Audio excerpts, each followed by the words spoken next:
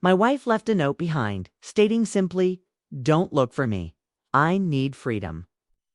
Respecting her wish, I refrained from searching for her. Instead, I initiated divorce proceedings, froze our joint accounts, and took a vacation. 3 days. Later, I found her waiting outside my attorney's office, tears streaming down her face. I, a 38-year-old man, stood in the kitchen with her note resting on the polished granite island. Weighed down by her house key knot, the one for the front door, but specifically the back door key, the one she always used. A seemingly minor but deliberate detail, the note was concise, composed in her neat, looping cursive that often contrasted with her vibrant personality. It read, "I need to be on my own for a while. This isn't working for me anymore. I need freedom. Don't look." For me, there were no apologies or expressions of love, just a clinical statement of departure. For a moment, I found myself motionless, standing in the stillness of the kitchen, the aroma of the coffee she had brewed before leaving still lingering in the air. I surveyed the life we had constructed together, the custom-tiled backsplash we had deliberated over 4 weeks. The absurdly expensive Scandinavian armchair in the corner designated for her reading, though it often bore her discarded coat instead.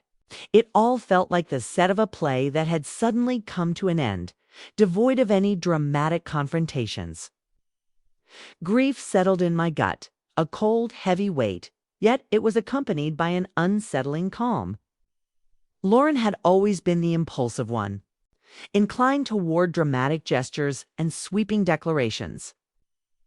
In her grand act of departure, she overlooked a fundamental difference between us, while she thrived on spontaneity.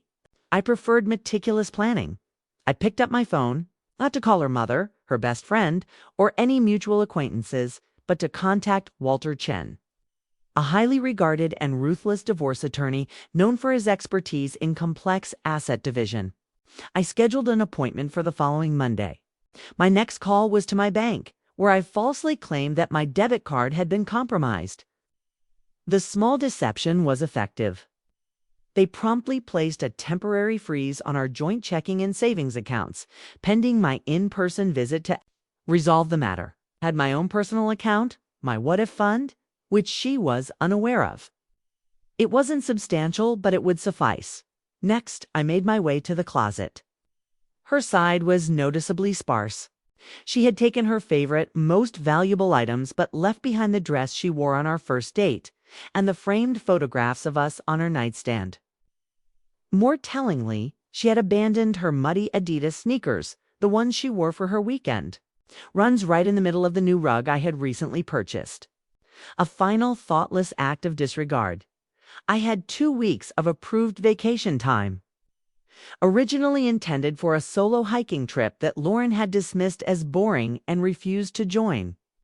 I packed my bag, slipped on my hiking boots, and placed her note in the top drawer of my desk. Taking one last look around the house, the silence transformed from a void into an opportunity. Then I stepped outside, locked the front door, and embarked on my vacation. I did not seek her out. She had asked for freedom, and I intended to provide it with footnotes and legal counsel. Update. The mountain air was refreshing and crisp. For 3 days, I hiked until my legs ached and my lungs burned. I seldom checked my phone. There were a few urgent messages from her friends, followed by an escalating series of frantic texts from Lauren herself.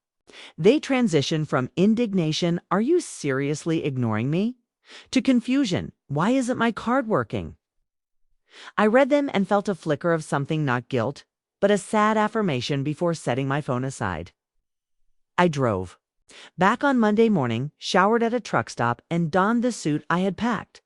Clarity washed over me, sensation I hadn't experienced in years.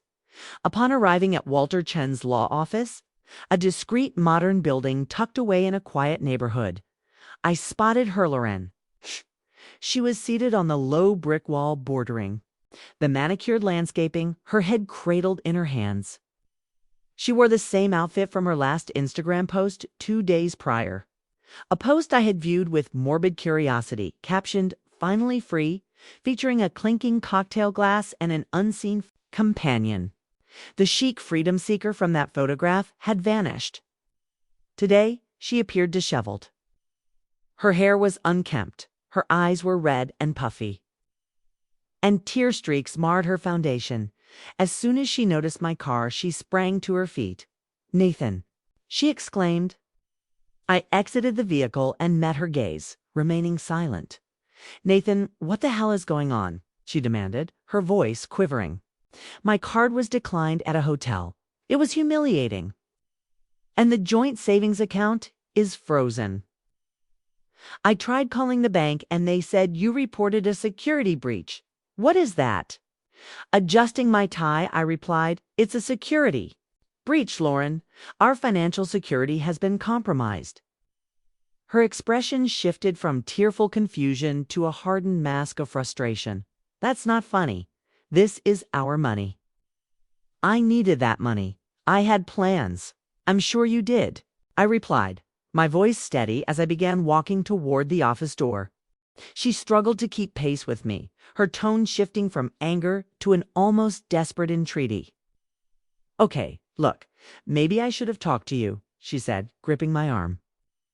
I halted and glanced down at her hand until she released her hold. But I was suffocating. I needed space, a break.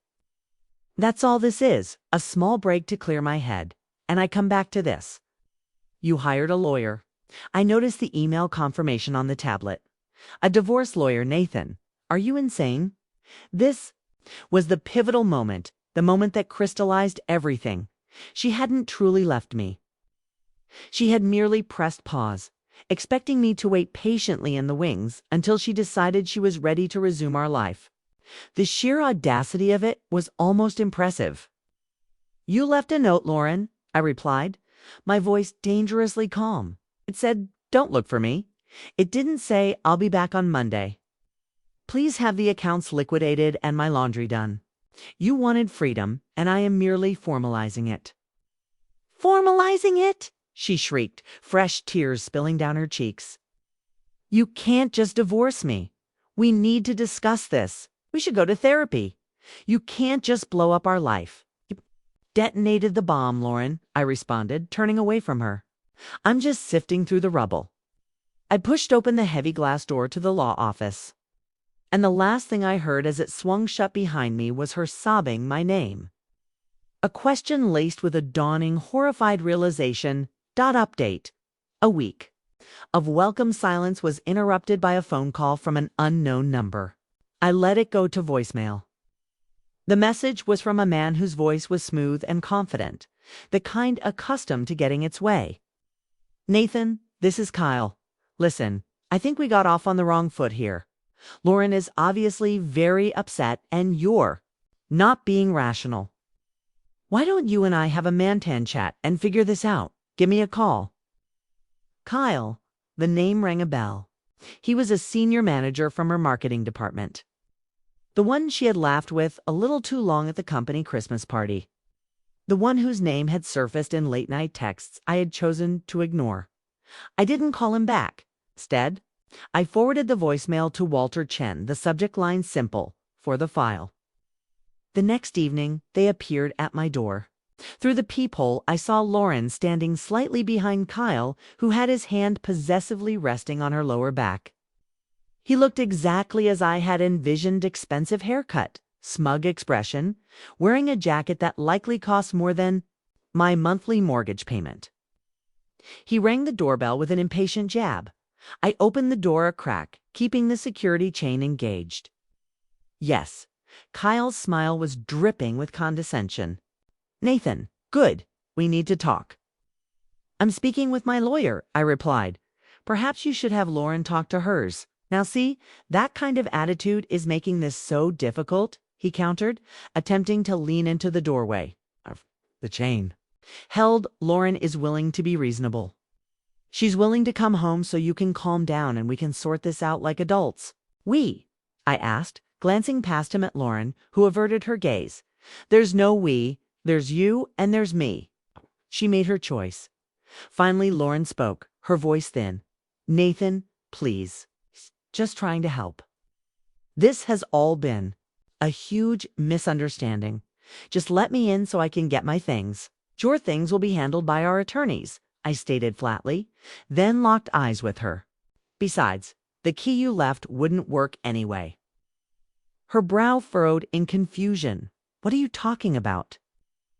The locks were changed the morning I left for my trip. I said, if you vacated the property, you have no legal right to be here. Kyle scoffed, his charm curdling into hostility. Don't be an ass. This is her home. We just need to get her passport and some of her clothes. Then her lawyer can send my lawyer a formal request, I replied, beginning to close the door. Kyle's hand shot out to stop me. You're going to regret this. Kate can make things very difficult for you. The threat hung in the air, clumsy and foolish a gift he had unwittingly bestowed upon me. I met his gaze directly. Is that a threat, Kyle? He faltered for a moment. It's advice. I'll add it to the file, I said, and closed the door. I could hear them muttering outside for a few moments before their footsteps faded away. That night, the silence in the house felt different, heavier. The stone in my gut returned. I walked into my home office and powered up our old shared desktop. Computer, I had never had a reason to be suspicious before, or perhaps I had simply chosen not to be. It didn't take long. She hadn't even bothered to erase her browser history. There it was: hotel bookings, restaurant reservations, and a private Instagram chat log between her and Kyle dating back 6 months. The evidence of deceit was laid bare, along with the planning and casual cruelty. Comments mocking my predictability, and jokes about the dull life she was escaping. The final message from her was sent the morning she left. Note is on the counter. Freedom awaits. See you at the hotel in an hour. K3. I methodically took screenshots of everything, saving each message to a thumb drive labeled Leverage, and emailed a copy to Walter. The grief remained, but now it had a hard, sharp edge, transforming into fuel. Update. The following month became a masterclass in navigating bureaucratic fallout. I didn't need to be a mastermind. I just had to be organized and honest. First, regarding the house. We were renting with an option to buy, and the lease was up for renewal. When the landlord called, I explained the situation simply. Lauren has permanently vacated the premises as of this date. I have a signed handwritten note from her confirming this. I would like to renew the lease in my name only. I sent him a picture of the note. He was a reasonable man who despised complications, and he promptly drew up a new lease in my name alone. A week later, Lauren called me, frantic. The landlord said I'm not on the lease. He said if I try to enter the property, he'll call the police. You can't do this, Nathan. My name has been on that lease for 5 years. You abandoned the lease, Lauren, I replied, echoing the words Walter had coached me to use. And my lawyer has the documentation to prove it. Next came the social fallout. I didn't need to disparage her to her friends. Didn't have to. Lift a finger. Her and Kyle's antics did all the work.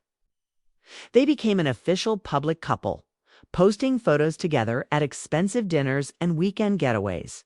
It looked desperate, a frantic display of happiness. Meanwhile, the news of her abrupt departure and my immediate divorce filing spread like wildfire. People could do the math. I received a call from a mutual friend, Kelly. Hey, I'm really sorry about all this, she said, her voice tentative. Honestly, it's all anyone at her office is talking about. It's become really awkward. People are taking sides. It turned out Kyle was married too, a fact that Lauren had apparently not been aware of. His own divorce was now underway, significantly messier and more public than ours. The perfect corporate couple was crumbling under the weight of their own drama. The financial strain was the real turning point. Without access to our joint accounts, Lauren found herself fully reliant on Kyle, who, it turned out, was not as affluent as his tailored blazer suggested. His assets were tied up in his own marital home, leaving them in a precarious situation. The pinnacle of their desperation manifested in a late-night voicemail from Lauren. It was a rambling, tearful monologue reminiscing about a vacation we had taken 5 years prior, filled with, remember, how happy we were, and I don't know how we got here. It concluded with a request that took my breath away. Anyway, I know things are weird right now, but I really need my half of the $2,850 security deposit from the landlord. Can you just sell it to me? The audacity of that request was astounding. I chose not to respond. The following day, her new lawyer, far less competent and significantly cheaper than her previous one, sent an email to Walter demanding the immediate release of personal funds. Walter's response was a masterpiece. Brief, professional, and utterly devastating. He stated that all marital assets were frozen pending a final judgment and that any further communication should occur exclusively between our attorneys. As a final flourish, he attached a single password-protected PDF file titled Kyle, which contained the first 10 pages of their Instagram direct messages. The requests for money ceased immediately. Final update: 6 months after I discovered the note. The divorce was finalized last week. It wasn't a dramatic courtroom confrontation. Rather, it was a series of quiet, brutal negotiations between our attorneys. Walter Chen proved to be worth every penny, presenting our case with cold, undeniable facts. Lauren's premeditated infidelity, her documented abandonment of the marital home, and Kyle's clumsy attempts at intimidation. The final settlement did not result in a 50-50th division of assets. Our state allows for fault-based asset division under specific circumstances. And Walter effectively argued that her actions constituted financial dissipation and deliberate abandonment. Lauren walked away with her personal belongings, which I had meticulously boxed up and placed in storage, the car her parents had gifted her, and a small court-ordered portion of our joint savings. The final piece of the puzzle fell into place with the house, since I had renewed the lease in my name alone and Lauren had legally vacated. The option to buy from our original lease was now solely mine to exercise. The down payment I had been carefully building in my personal account remained untouched. Throughout the proceedings, last month I sat across from the landlord, now the seller, and signed the purchase papers. The house is now mine, earned and secured not by what I had before we met, but by how I managed the aftermath of her departure. As for Lauren and Kyle, the fallout unfolded just as one would expect. They are still together, residing in a cramped, 2-bedroom apartment in a less than desirable part of the city. Their combined finances are in disarray. His messy divorce drained him, and her freedom came with a far higher cost than she anticipated. Kelly informed me that the atmosphere in their workplace is toxic. They had both been passed over for promotions they had been expecting. Apparently, senior leadership does not appreciate employees who create HR nightmares and air their dirty laundry in the office. Their performance of blissful happiness on social media has ceased. The most satisfying moment for me came unexpectedly. I was sitting on my new sofa last Tuesday, enjoying the silence, when I received an email from Spotify notifying me that my password had been changed. I hadn't changed it. That's when I remembered that Lauren had still been using our family plan, a small, insignificant tether I hadn't even thought to sever. I logged in, saw her profile still active, and with a few clicks, removed her from the plan and reset the password. It felt akin to changing a lock I didn't realize was still open. A small, final click signaling a door closing. I don't harbor any hatred toward her. In truth, I don't think about her much at all. Hate is an intense emotion, while what I feel now is the cool indifference of a resolved matter. The house doesn't feel like a stage set anymore. It feels like home, my home. I painted the kitchen a deep, calming blue. Her Scandinavian chair is gone, replaced by a bookshelf filled with books I've always longed to read. Occasionally, late at night, I allow myself to feel the remnants of that pain, the memory of the man who stood in that silent kitchen reading a 4-sentence note. I acknowledge his hurt, but his pain has fueled a quiet resolve. guiding me along a methodical path forward. Lauren and Kyle will likely spend years blaming me for their problems, casting me as the villain who refused to play the part of the distraught, forgiving husband. They will never understand that I didn't seek revenge. I simply stepped aside and let the consequences of their own choices catch up with them. I just held the door open and allowed justice to serve itself.